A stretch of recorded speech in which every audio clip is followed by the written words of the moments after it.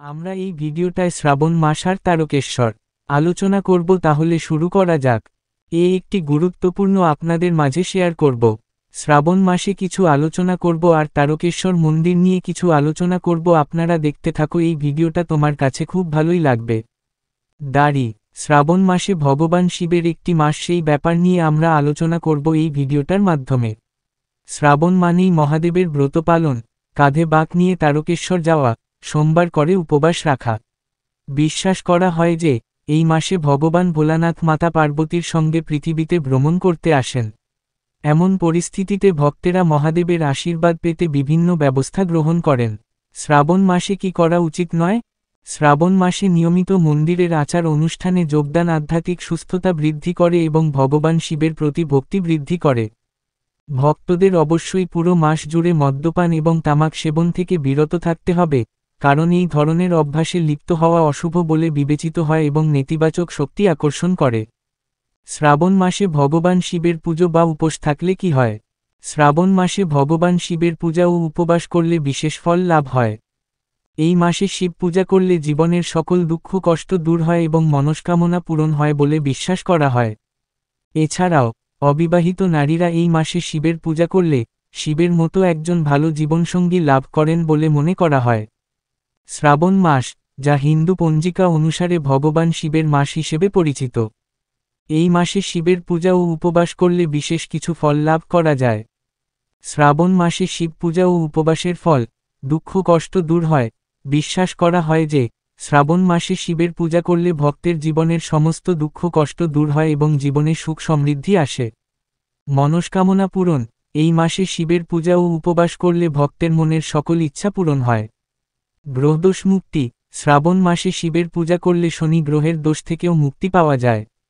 শারীরিক ও মানসিক শান্তি, শ্রাবণ মাসে শিবের পূজা ও উপবাস করলে শারীরিক ও মানসিক শান্তি লাভ করা যায়। মোক্ষ লাভ, এই মাসে শিবের পূজা করলে মোক্ষ বা আত্মার মুক্তি লাভ করা সহজ হয়। আদর্শ জীবনসঙ্গী, অবিবাহিত নারীরা এই মাসে শিবের পূজা করলে শিবের মতো একজন ভালো জীবনসঙ্গী লাভ করেন বলে মনে করা হয়। শ্রাবণ মাসের প্রতিটি সোমবার শিবের পূজা করা খুব শুভ বলে মনে করা হয়। এই দিনে উপবাস করে শিবলিঙ্গে দুধ, জল ও বেলপাতা নিবেদন করলে শিবের বিশেষ কৃপা লাভ করা যায়। সুতরাং শ্রাবণ মাসে শিবের পূজা ও উপবাস করা হিন্দু ধর্মাবলম্বীদের জন্য অত্যন্ত গুরুত্বপূর্ণ ও ফলপ্রসূ একটি বিষয়। ভগবান শিবের তারকেশ্বর রহস্য কাহিনী, আমরা এই ভিডিওটা আলোচনা করাও করব যে তারকেশ্বরের মন্দিরের রহস্য কাহিনী, তাই ভিডিওটা বন্ধুরা আপনারা দেখতে থাকুন। তারকেশ্বর মন্দির হুগলি জেলার একটি বিখ্যাত মন্দির, যা ভগবান শিবের উদ্দেশ্যে উৎসর্গীকৃত। এই মন্দিরটি তার আধ্যাত্মিক তাৎপর্য এবং অলৌকিক ঘটনার জন্য পরিচিত। কিংবদন্তি অনুসারে প্রায় ৩০০ বছর আগে রাজা বিষ্ণুদাসের ভাই ভারমল্ল এই মন্দিরটি প্রতিষ্ঠা করেন। মন্দিরটি তার্কনাথ নামেও পরিচিত, যা ভগবান শিবের একটি রূপ এবং যিনি সমুদ্র মন্থনের সময় বিষ পান করেছিলেন। এখানে তারকেশ্বর মন্দিরের কিছু রহস্য ও বৈশিষ্ট্য তুলে ধরা হল। প্রতিষ্ঠার কিংবদন্তি, মন্দিরটি প্রতিষ্ঠার পেছনে একটি লোককাহিনী প্রচলিত আছে। জনশ্রুতি অনুসারে ভারমল্ল রাজা স্বপ্নে শিবের দর্শন পান এবং মন্দির প্রতিষ্ঠার নির্দেশ পান। এরপর তিনি এই মন্দির স্থাপন করেন। অলৌকিক ঘটনা, তারকেশ্বর মন্দিরটি অলৌকিক ঘটনার জন্য পরিচিত। অনেক ভক্ত বিশ্বাস করেন এই মন্দিরে পূজা করলে তাদের মনোবাঞ্ছা পূরণ হয়।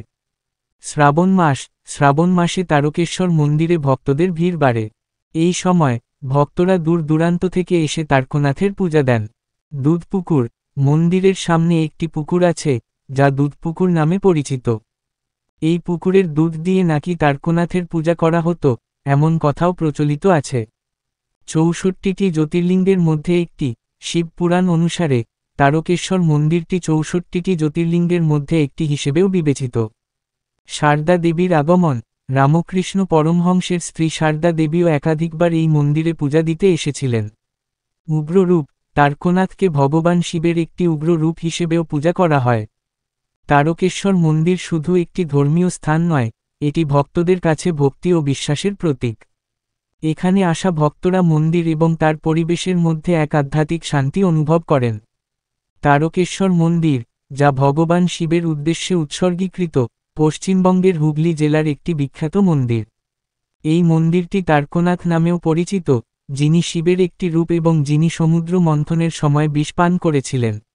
কিংবদন্তি অনুসারে মন্দিরটি 1729 খ্রিস্টাব্দে মল্ল রাজা বিষ্ণুদাস ও তার ভাই ভারমল্ল দ্বারা প্রতিষ্ঠিত হয়েছিল।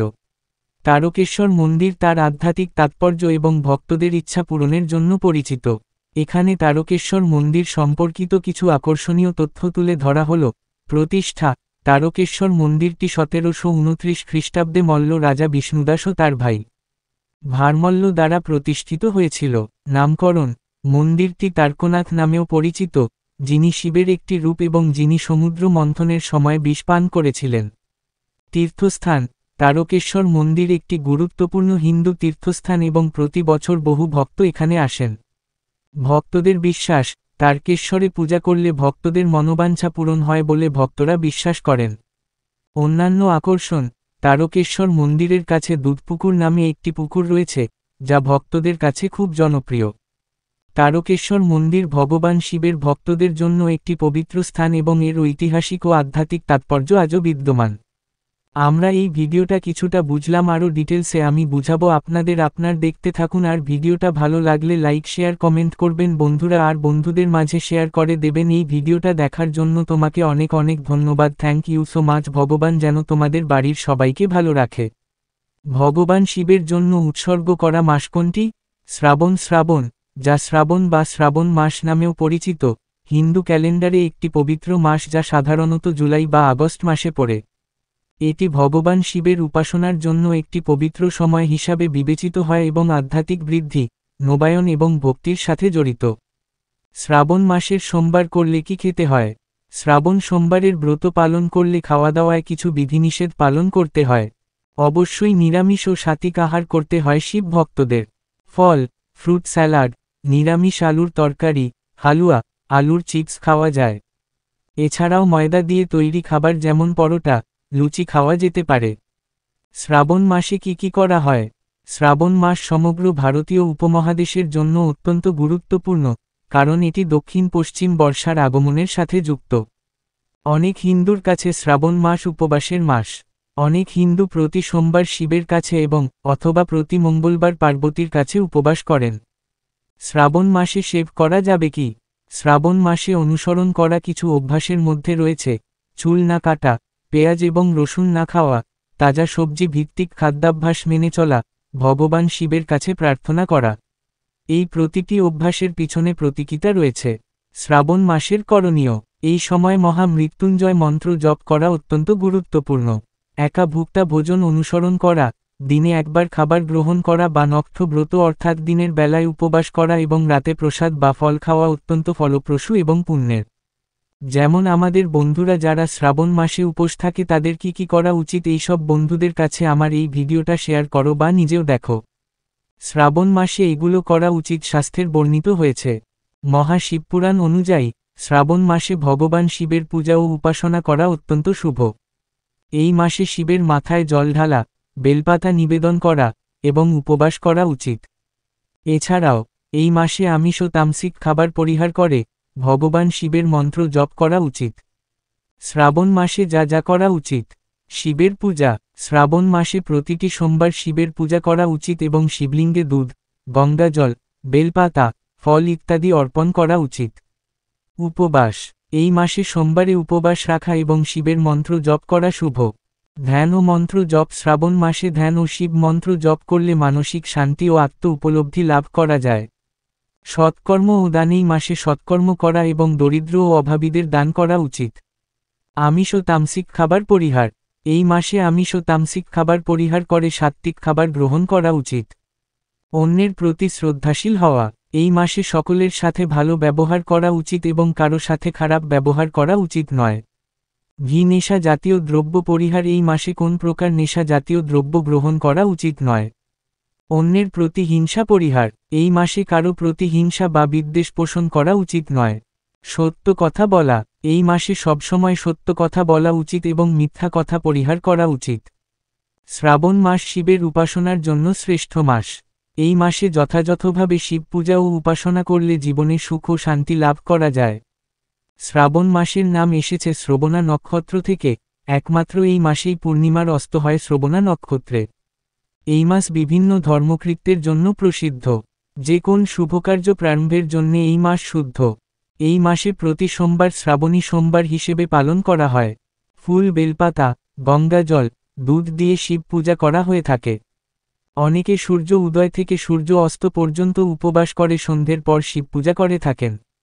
শ্রাবণ মাসে শিব পূজার মাহাত্ম্য সম্বন্ধে অনেক মত আছে, তার মধ্যে কিছু এখানে তুলে ধরার কিছু ক্ষুদ্র প্রয়াস করছি। পুরাণে বর্ণিত ঘটনাবলীর মধ্যে সমুদ্র মন্থন একটি গুরুত্বপূর্ণ ঘটনা। কথিত সমুদ্র মন্থন এই শ্রাবণ মাসেই হয়েছিল।